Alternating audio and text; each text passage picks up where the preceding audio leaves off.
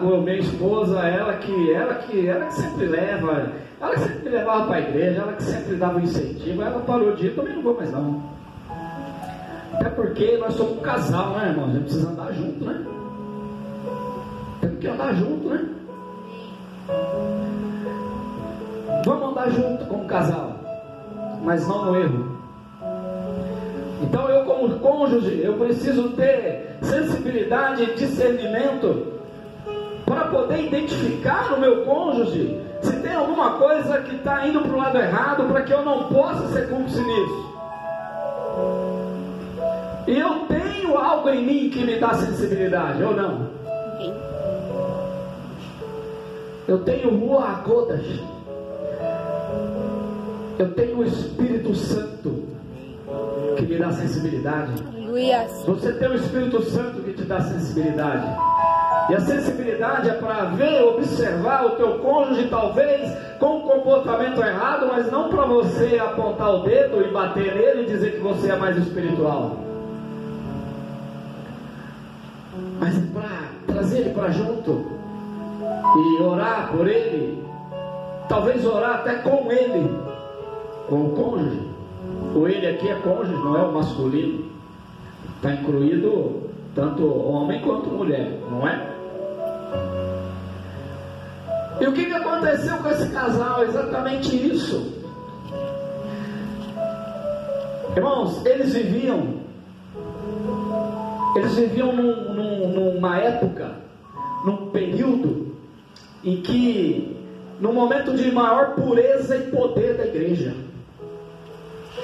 esse casal estava inserido na igreja. Ele não era gente de fora, mas esse texto aqui não está falando de pessoas lá de fora do mundo, está falando de um casal cristão, de um casal, pelo menos que deveria ser cristão, que estava inserido no meio evangélico, vou chamar, porque povo de Deus eles já eram.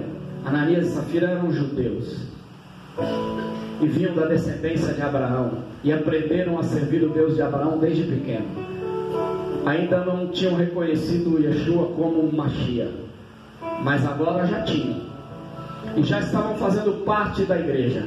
E a igreja que eles estavam não era pequena. A igreja de Atos dos Apóstolos não era uma igrejinha, não era. Vamos dar uma olhada aqui no capítulo 4, verso 32 a seguir, finalzinho do capítulo 4. Vamos ver o que está dizendo ali. Qual era o contexto que estava inserido aqui Ananias e Safira? Qual era o contexto? Qual era a realidade que eles estavam vivendo? A igreja na qual eles estavam inseridos? Capítulo 4, finalzinho, verso 32 a seguir, diz assim, ó. Todo mundo achou aí? Diz assim, ó: e era o coração e a alma da multidão. Dá para entender que era uma igrejinha? Igrejinha a gente chama de multidão. Igrejinha que eu digo, irmãos, é no sentido, não é pejorativo, é no sentido quantitativo. Igreja pequena, com poucas pessoas. Dá para entender aqui que era uma igreja com poucas pessoas? Nesse texto que nós vemos, nessa linha que acabamos de ler aqui, era o coração e a alma da multidão dos que criam. Era bastante gente. E o que eles tinham? Um só coração, uma só alma, um só pensamento, uma só maneira de pensar, uma só maneira de agir, um só vocabulário, uma só intenção, uma só vontade. Era um povo único.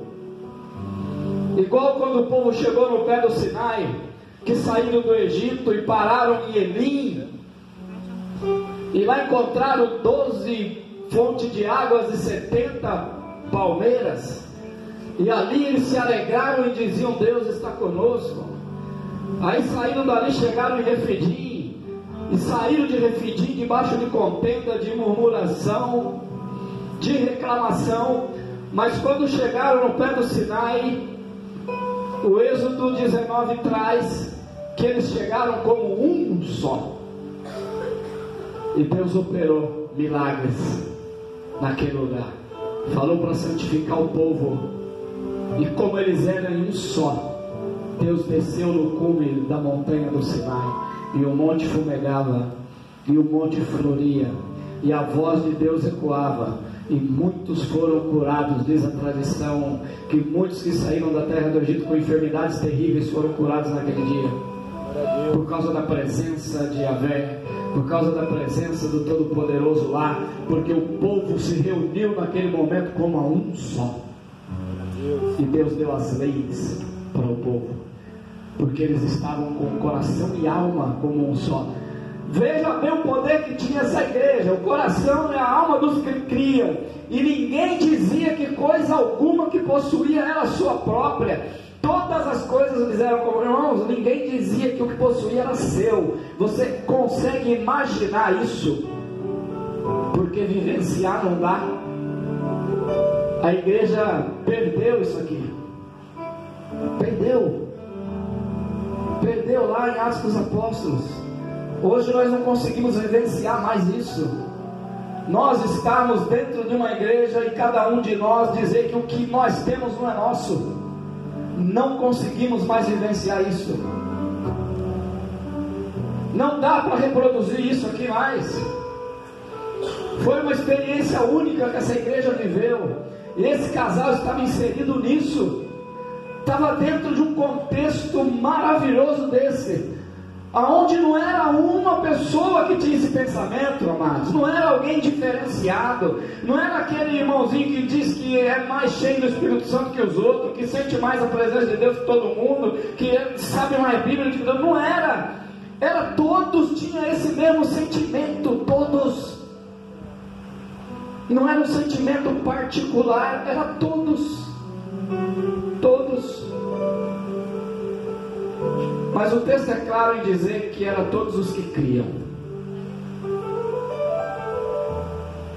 porque também tinha aqueles que não criam. E ele continua dizendo aqui que os apóstolos davam com grande poder testemunho da ressurreição de Jesus, com grande poder. Era um ambiente, era uma igreja fora de série. Era uma igreja onde o poder de Deus se manifestava de maneira tremenda na vida das pessoas, e por conta da santidade, por conta da comunhão, por conta da cumplicidade que havia entre eles, os apóstolos eram tremendamente usados. Irmão, sabe por que às vezes a gente não vê nosso pastor ser tão usado quanto a gente gostaria ou quanto deveria? Sabe por que a gente não vê às vezes o evangelista que sobe aqui, o presbítero, o diácono, ser tão usado quanto a gente gostaria? E a gente culpa somente o ministro que está aqui, a gente culpa somente o líder que está aqui, mas esse poder devia emanar daí, do povo. Aqui está dizendo que o coração e a alma do povo era um, e por conta disso os apóstolos davam testemunho com grande poder, por causa do povo, por causa da santidade do povo, por causa da fidelidade do povo, por causa da oração do povo, por causa da entrega do povo, por causa da busca do povo. Os apóstolos recebiam porção de poder. Amém. Às vezes nós queremos que os nossos pastores tenham uma revelação mirabolante, nós queremos que ele ora aqui e cura a enfermidade lá, nós queremos que ele ora aqui e o demônio cai lá e é expulso daqui mesmo, não precisa nem ir lá. Nós queremos tudo isso, mas nós não sequer oramos pela vida dos nossos líderes e dos nossos ministros, e queremos ver milagre. E quando não acontece, a gente culpa o cidadão que está lá, porque o cara que não é santo, por isso que Deus não operou milagre. Mas assim, o pastor acho que está orando um pouco, porque senão, ele não está consagrado, está jejuando um pouco, porque senão ele estava mais cheio de Deus. Como se sinais fosse, como que se diz, como que sinais fosse requisito para ser cheio de Deus. E não é, a gente vê isso na Bíblia de capa a capa. Sinais não é requisito para a presença de Deus, nunca foi. Mas a Bíblia diz que os sinais vão seguir os que crerem. Diz que os sinais vão seguir os que crerem, porque nós precisamos ver sinais. Mas não quer dizer que se eu faço sinal porque Deus está em mim. Jesus já corrigiu Nicodemos quando ele falou isso no capítulo 3 de João. Nicodemos falou: Senhor, eu sei que o Senhor é mestre vindo de Deus, porque você faz sinais. Jesus já deu logo uma voadora nele. Falou: para, meu, zera tudo, você tem que nascer de novo, você tem que aprender tudo outra vez. O que você aprendeu está tudo errado. Você é mestre em Israel e não entende nada. Jesus deu assim no Nicodemos, foi bem desse jeito assim, viu? Porque ele não era um cara qualquer, ele era mestre em Israel, mas estava falando besteira. E depois veio ensinando. Lá no 7 de Mateus ele já vem ensinando que não é sinais que diz que se você é de Deus ou que eu sou de Deus. Deus vem ensinando isso desde lá do Egito.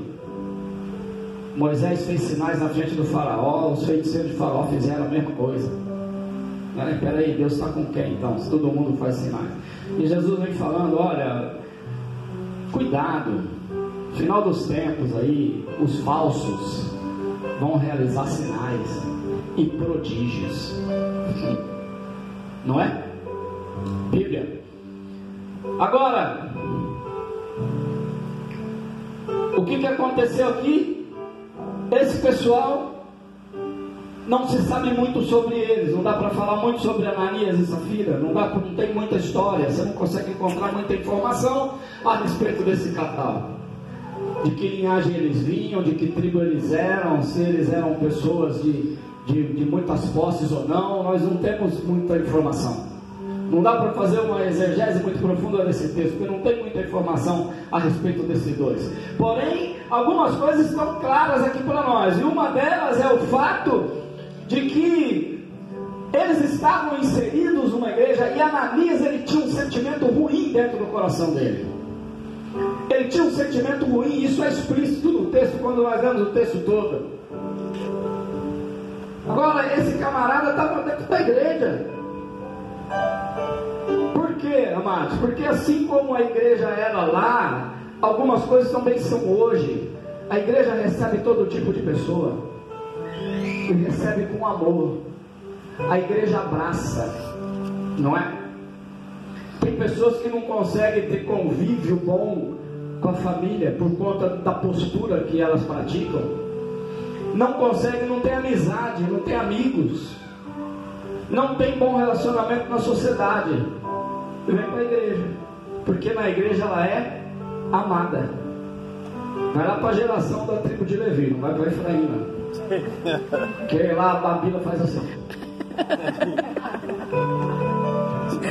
Quer uma mãezona mais que essa aqui, como líder de geração? Eu fui da geração dela, eu sei o que eu estou falando. Mas sofre com isso, né, tia Bíblia? Não abraça, não quer nem saber quem é. Sai abraçando, sai amando, meu Deus. Umas burdoadas aí, chora. Não é assim com a gente também, que somos líderes de geração? É desse jeito. Por quê? Porque a igreja recebe, a igreja abraça todo mundo. Agora, às vezes, queridos, nós estamos identificando uma situação dessa do cônjuge. Que situação? O que acontecia com Ananias? O que estava no coração dele? Se a gente prestar atenção no texto, vamos lá, vamos prestar atenção no texto aqui. O texto que precede esse acontecimento é o capítulo 4 que nós estamos lendo. Quando você chega no verso 33, está dizendo ali que o José, na verdade é o cara que nós conhecemos por Barnabé, né? Significa filho da consolação, levita, natural de Chipre, possuindo uma herdade, vendeu-a, trouxe o preço e depositou aos pés dos apóstolos. O texto narra uma outra pessoa que fez isso, além do Barnabé. O texto narra alguma outra pessoa da comunidade que fez isso, que vendeu uma herdade e trouxe o dinheiro para os apóstolos. Às vezes a gente vê os pregadores falar que todo mundo fazia isso. O texto não diz isso. O texto diz que todo mundo tinha tudo em comum. Tinha tudo em comum. Talvez se fizesse isso. Agora, o que aconteceu aqui? Eles falam que alguns que possuíam, vendiam. A minha tradução diz que todos que possuíam vendiam as herdades, mas não diz que tipo de herdade que era. Mas o Barnabé diz que ele tinha uma terra aqui.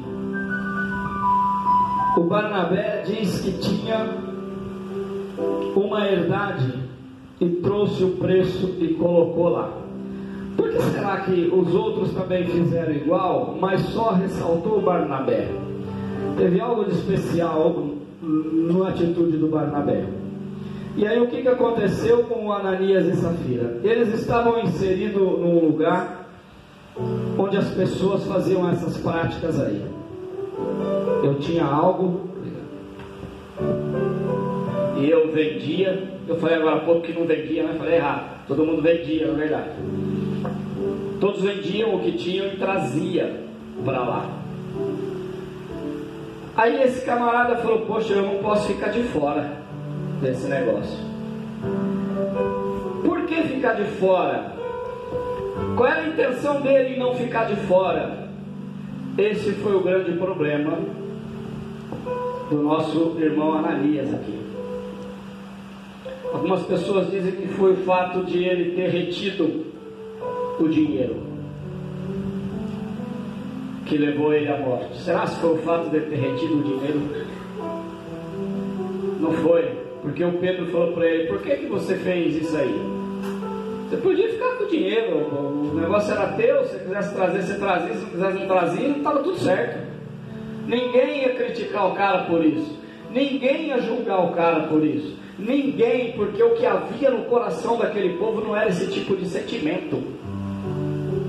Mas o Ananias, talvez aqui pelo fato de ter mencionado Barnabé, talvez o que aconteceu com Barnabé, o texto não mostra para a gente, mas talvez o Barnabé recebeu algum elogio diferenciado, talvez as pessoas falaram algo de diferente para Barnabé, talvez a herdade de Barnabé fosse muito grande e aquilo trouxe, sabe, uma certa comoção no meio do povo, mas o Ananias, ele queria ter também, ele queria ser visto também, ele queria ser notado, ele queria ser reconhecido por algo que ele fizesse, ele queria participar, ele queria que as pessoas falassem o nome dele. Olha, o Ananias também, porque falou o nome do Barnabé aqui, ele queria também o nome dele escrito, ele queria também que as pessoas fossem falar: olha, o Ananias vendeu lá, ou o Ananias trouxe. Às vezes, o que pode estar acontecendo num casamento? Às vezes um cônjuge resolve fazer uma oferta na igreja, às vezes nem pode, mas ele fala: todo mundo está ofertando, eu preciso ofertar também, eu preciso ofertar algo que vai despertar a visão das pessoas, eu preciso ofertar algo que vai fazer com que as pessoas olhem para a minha oferta. E aí o cônjuge que tem a sensibilidade precisa atentar para isso, para não entrar na cumplicidade, que foi o que aconteceu aqui. O Ananias queria ser visto também para abençoar o reino. Ele não foi ofertar aquele que ele vendeu para poder ver as coisas acontecerem como já estavam acontecendo, para que todos tivessem, para que ele visse as pessoas alegres, não tendo falta de nada. Ele foi ofertar para que as pessoas vissem que ele oferta, que ele dá, que ele semeia, que ele também está ali para semear no reino. E quando ele falou com a mulher dele, falou: como a gente vende por X e fala que vendeu por Y, e a gente leva lá o dinheiro também, mas o que importa não é o dinheiro que a gente vai levar, o que importa é que as pessoas vão saber que nós vendemos também. Nós também vendemos, igual eles, mas nós também vendemos. E aí entrou no coração a mentira. Agora o texto diz que eles mentiram para o Espírito Santo. Para o Espírito Santo. O Espírito Santo. Eles mentiram para Deus. Como assim? Mentiram para Deus? Como que eles mentiram para Deus? Se eles chegaram lá e falaram com Pedro, como que eles mentiram para Deus? Ah, porque Pedro é um grande homem de Deus. É, irmãos, mas não é isso. Precisa me entender? Por que mentiram para Deus? Veja bem, o texto vem falando tudo o que estava acontecendo aqui no capítulo 4, vem falando como que estava a igreja, e vem falando o que Deus operava no meio da igreja. Quem que operava? De quem era aquela obra? Deus. Quem estava realizando tudo aquilo? Deus. Quem movia o coração das pessoas para ofertar tudo aquilo? A Deus. Está entendendo?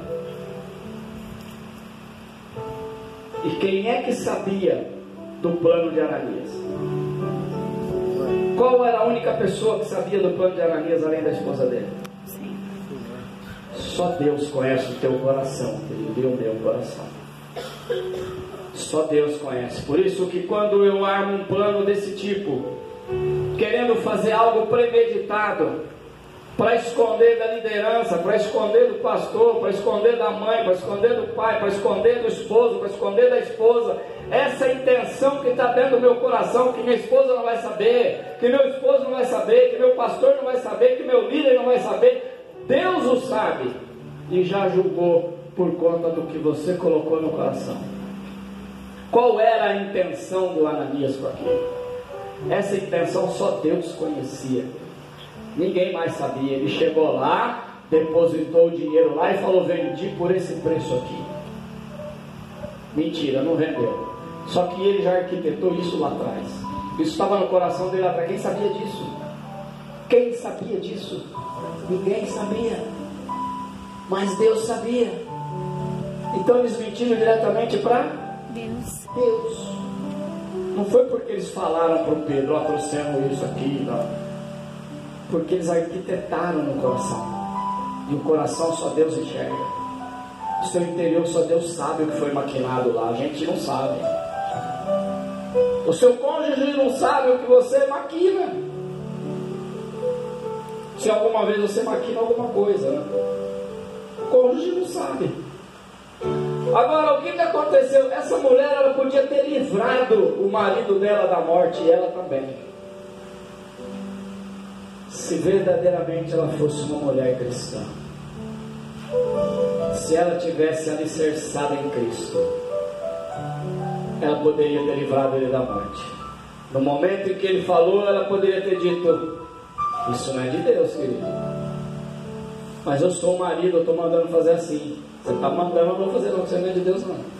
Sou sua esposa, te respeito, te amo, você é o cabeça, mas você está errado. Está errado isso que você está fazendo e você vai levar nós para a sepultura. Não vou te seguir nesse negócio e vou falar com Deus. Autoridade, né? Autoridade que Deus dá para a mulher. Autoridade que Deus dá de intercessora. Luias. Auxiliadora. A Safira aqui foi auxiliadora. Auxiliou ele para a cova. Ajudou de todos os meios possíveis.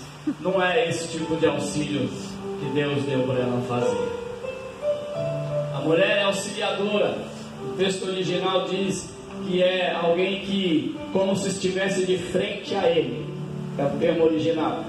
Que quer dizer, ela precisa ser bom para ele, coisas boas para ele, quando Deus fez. Não é para segui-lo no erro, não é para ir junto com ele para o buraco, mas é para identificar, porque a mulher tem uma sensibilidade espiritual maior que a nossa, sabia disso? A mulher tem uma sensibilidade espiritual maior que a do homem. Ah, mas o homem é a cabeça. A sensibilidade espiritual. A Bíblia diz que o homem foi formado do pó da terra. E depois Deus colocou ele no jardim, no mundo espiritual lá. Ele foi formado lá? Fora de lá. Mas a mulher foi retirada dele dentro do mundo espiritual. Ela tem uma sensibilidade maior. Aleluia. Quando você trabalha com casais e faz alguns cursos a respeito disso, costumam dizer que a mulher tem um negócio que chama radar. Para algumas situações, né, Marisa? Você aprendeu isso, não lembra? Radar. A mulher tem uma sensibilidade às vezes que o homem não tem. E por não compreender isso, às vezes sai briga. que o homem não entende essa sensibilidade. Então, se talvez o abençoado aqui do Ananias fosse um camarada desse tipo, que não tinha entendimento da sensibilidade dela, se ela fosse falar para ele, ele rejeitasse. Se você às vezes percebe algo que não está bom no seu cônjuge, e você vai falar, ele rejeita, e aí como você conhece a pessoa, você já não vai nem falar, porque sabe que ele ou ela vai rejeitar de cara, não vai te dar ouvido e vai criar ainda um tempo quente. O que você faz? Você deixa a pessoa ir por aquele caminho, é isso? Às vezes é, mas não é o que é para fazer. O que eu faço? 1 Coríntios capítulo 7, verso 14, diz assim, que se a mulher possui um marido incrédulo ou descrente, ele diz que o marido é santificado pela mulher, o marido incrédulo. Aí eu pergunto para você, nós estamos falando de Ananias, um judeu que estava dentro da igreja, era cristão ou era incrédulo? O que vocês acham? Cristão ou incrédulo? Irmão, essas coisas são assim, dá uns nó na cabeça da gente, porque o cara está inserido na igreja, mas não era igreja, irmãos. Ananias era um incrédulo, pelo menos agia como incrédulo. Às vezes nós estamos na igreja, mas não somos igreja. Às vezes nós levamos rótulo de cristão, mas não temos comportamento cristão. Às vezes dizemos que somos crentes, por assim dizer, mas somos incrédulos, porque uma porção de coisas que deveríamos fazer não fazemos, porque às vezes não acreditamos no resultado. E se eu não acredito no resultado, eu sou incrédulo. Ananias estava inserido na igreja, mas não era igreja. Judas estava inserido nos 12, mas não era 12. Não é assim que a gente vê muito por aí? Uma vez eu ouvi uma frase que me chamou muita atenção. O camarada falou assim, falando disso, de pessoas que estão na igreja e que muitos anos, mas não tem comportamento cristão. E aí quando você vê, fala, nossa, mas fulano, eu achei que fosse. Ele disse assim, olha, um rato pode viver a vida inteira dentro de uma lata de biscoito. Não quer dizer que ele seja um biscoito. Ele é um rato.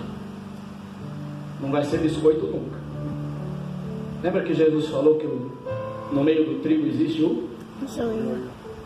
O joio tem alguma possibilidade de virar trigo? Se você plantar o joio e ele lá no meio do trigo, no dia da colheita ele vai virar trigo de tanto ter ficado junto com o trigo? Jesus estava ensinando isso, querido. Joio é joio, trigo é trigo. Trigo não vira joio, viu? Então seja trigo. Joio também não vira trigo, então não seja joio. Então se está dizendo aqui, o Paulo falou, olha, que o marido descrente, ele é santificado pela mulher, e a mulher descrente é santificada pelo marido. Se a Safira tivesse uma postura diferenciada, ela teria livrado o marido dela da morte. Provérbios fala uma coisa interessante na correção de filhos, que a gente dá para usar também nessas coisas. Provérbios fala assim que fustigar a criança com a vara não mata ela. E ainda diz que o pai que fustiga a criança com a vara livra ela do fogo do inferno. Ó, Provérbios. Eu não vou dar umas varadinhas no meu filho, não, tadinho. Tadinho ele do inferno. Depois que crescer e levar uma vida de promiscuidade, morrer sem Cristo, porque você não ensinou o caminho que deve andar. Aí é coitadinho. Vai dar umas varadinhas. Só não deixa você tutelar essa besta. Hoje em dia a coisa está assim. O inimigo não é bobo, ele sabe como trabalhar, ele sabe como fazer. Vai corrigir o filho? Não pode, você vai preso. A Bíblia diz que você tem que corrigir com vara. E que se você fizer isso, você vai livrar ele do inferno. Então talvez, se você usar às vezes de açoite para falar com o teu cônjuge, tem que ter muito cuidado para isso, é claro, mas às vezes o açoite pode livrar ele da morte. Às vezes o açoite pode livrar ele dessa situação aqui. Ah, mas é melhor não. Então vai para o joelho, vai para a oração, vai para o jejum e santifica teu cônjuge na palavra, na oração e no jejum. Aleluia. Deus faz uma obra na vida dele. Vamos ficar de pé, eu nem vi a hora.